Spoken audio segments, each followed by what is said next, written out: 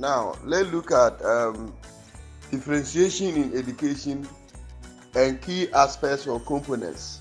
Differentiation in education refers to the practice of modifying instruction, content, and assessment to meet the diverse learning needs of individual students within a classroom setting. It is based on the recognition that students have unique strengths, weaknesses, interests, and learning styles, including hopes, and therefore should be handled appropriately to meet their unique needs. Now, let's look at an overview, or let's go through some key aspects or components of differentiation. So the first key component, or the first key composition or aspect of differentiation is content.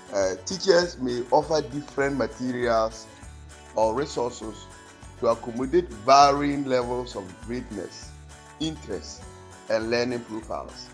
This could involve providing supplementary readings, alternative texts, or multimedia resources. When teaching in a lower class, teachers could write legibly, to enable all children to be able to see very well and copy well. Alright, teachers should speak audibly to enable all able and disabled children or differently able children to be able to benefit. Teachers should use attractive teaching and learning resources to draw children's attention to key resources or materials that the teacher wants to use to buttress a point. Now, teachers should also excite the varied interests of learners, slow learners, fast learners.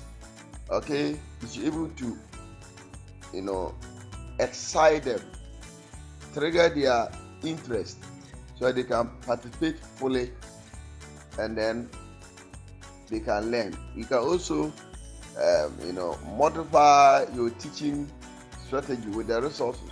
You could introduce multimedia resources or do visual content so that children that are poor in seeing, visualization, or visualizing things, they will use their ears, they will hear so that they can understand and benefit from the learning interactions better. Another component is the process of interaction. Teachers can vary the activity, tasks, or instructional strategies used in the classroom to accommodate different learning styles and preferences. For example, some students might benefit from group work, while others may prefer independent study or hands-on activities. So teachers have to understudy the varied learners and then vary the activities to suit their individual needs towards ensuring that they all benefit from the teaching and learning encounter.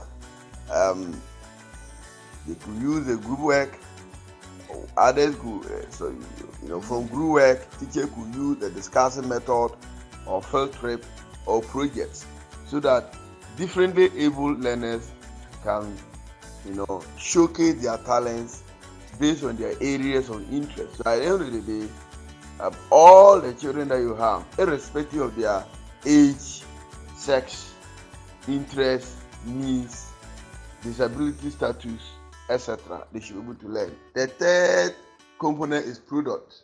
Students can demonstrate their learning in different ways based on their strengths and interests. This might include options such as written essays, presentations, projects, or artistic creations.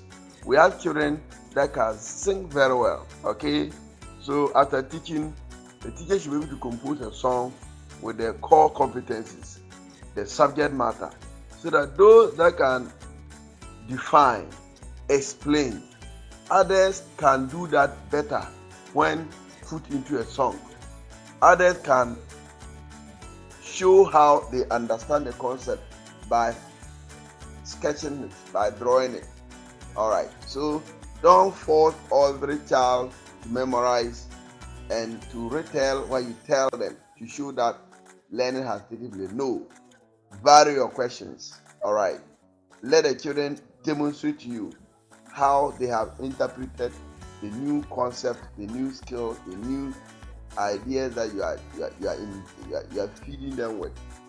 Let them explain in their own way, based on their interest, based on their capabilities. Okay, a child could use the L1 to explain a concept, but when you force a child to use English, it will be difficult. So be a little bit liberal and be a little bit accommodating, sympathetic, and empathic to your learner. Let the learner see you as their friend, their confidant, or their confidant, so that when there are issues that they can't even share with their parents, they can quickly run to you for redress. 4. Assessment. Teachers can use a variety of assessment methods to evaluate student learning, including traditional tests and quizzes, as well as a performance-based assessment, portfolios, and self-assessment. So teachers should vary the assessment. They should not all be class tests or quizzes or assignments. They could be projects where children could use their own hands to construct something, or you ask them to go and learn a particular song of their interest, come and share.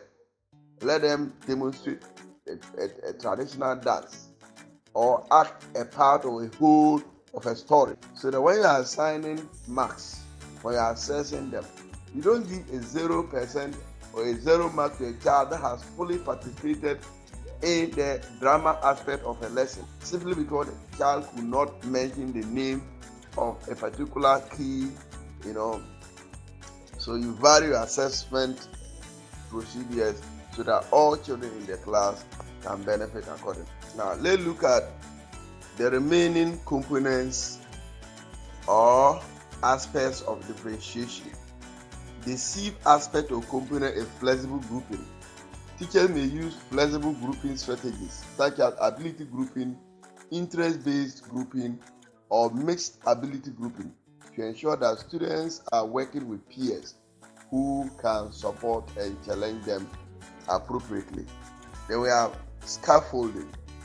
Scaffolding as a major component or aspect of differentiation. With scaffolding, teachers provide support structures such as models, prompts, or guiding questions to help students assess challenging material and develop new skills. The 7th component or aspect is individualized learning plans, ILPS. Individualized learning plans, ILPS. For students with specific learning needs or exceptionalities, teachers may develop individualized learning plans that outline personalized goals, accommodations, and instructional strategies. In summary, differentiation is grounded in the belief that all students can learn and grow, but they may do so at different rates and through different pathways. By tailoring instruction to meet the diverse needs of students, educators can create more inclusive and engaging learning environments where students have the opportunity to succeed. Ladies and gentlemen, this is the end of the presentation on differentiation.